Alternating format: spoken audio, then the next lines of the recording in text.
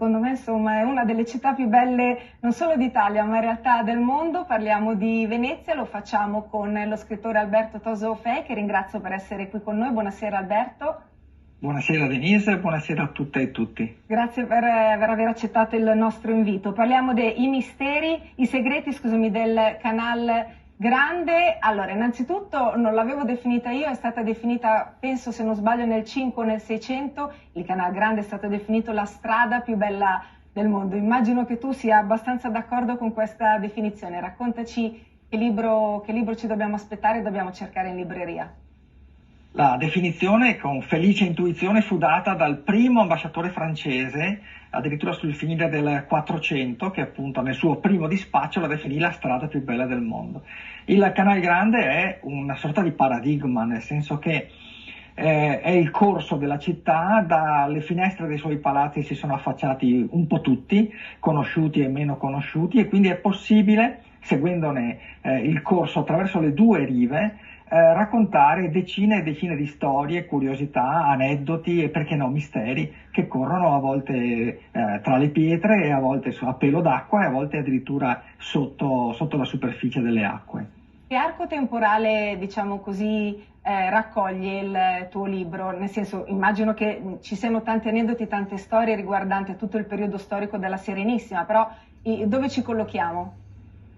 Ma io non mi sono dato dei limiti temporali, nel senso che ho deciso di lasciare che le storie si raccontassero, e quindi laddove c'era una storia o una leggenda da poter narrare, non mi sono preoccupato, insomma, ecco, di una consecutio temporis, ecco. Ho preso e ho raccontato queste storie.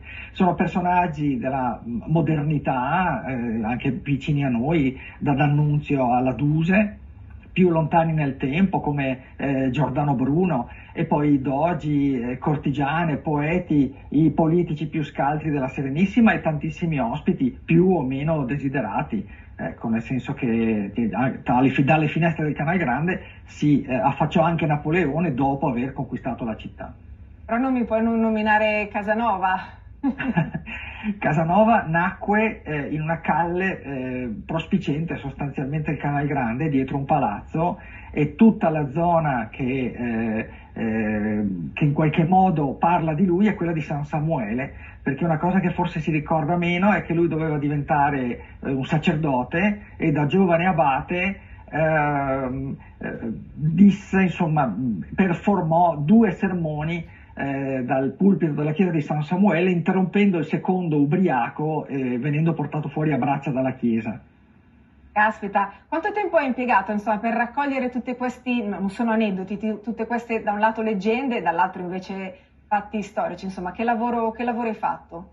Allora, io sono ormai più di 30 anni che mi occupo di raccogliere, trascrivere, ricercare, rinarrare le storie perdute, ovvero quelle che, arrivando dalla tradizione orale, normalmente vengono raccontate meno o non vengono più raccontate.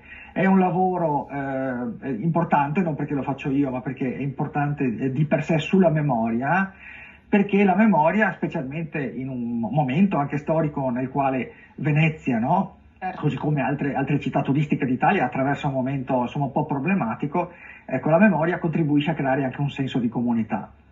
Sono d'accordissimo. Alberto, tra l'altro ho avuto la fortuna insomma già di leggere un po' il tuo libro, te lo chiedo, poi tu naturalmente lo spieghi. Ha questa curiosità, non so come si dice, che è de citra e de ultra. Spiegaci che cosa vuol dire. Allora, il Canal Grande, pur essendo l'alveo di un antico fiume, non è un fiume, e quindi le sue acque, che si muovono ogni 6 ore in senso diverso con l'andare della marea, non hanno un senso unico di scorrimento. Non ha una riva destra e una riva sinistra, però le sue rive hanno un nome che gli deriva dai tempi antichi della Repubblica, sono 2 nomi che sono De Citra e De Ultra. Ovvero di qua e di là dalla città. Di qua è sullo stesso lato di San Marco, che peraltro il Canal Grande suddivide la città circa a metà, lasciandosi 3 sestieri per lato, e De Ultra è di là, dall'altra parte. Perfetto, siamo praticamente in chiusura, Alberto. Naturalmente vabbè, un po' si sente dal tuo accento sei veneziano e quindi ti chiedo, al di là del cuore, naturalmente, che cosa rende, al di là del cuore intendo dire al di là del tuo affetto personale, che cosa rende, e al di là dell'assetto geografico, che cosa rende secondo te davvero unica questa città e le storie che contiene questa città, le storie di vita?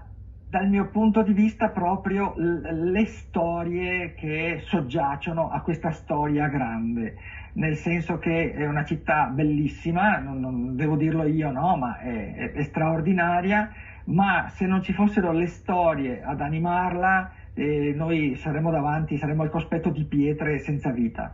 E invece la sua lunghissima storia sontuosa è corroborata anche dalle 1000 storie che vi soggiacciono. Allora grazie per essere stato con noi e grazie per il tuo lavoro, insomma il tuo amore per questa città unica. Grazie, a presto, arrivederci. Grazie, buona serata. Grazie a voi. Siamo arrivati in chiusura.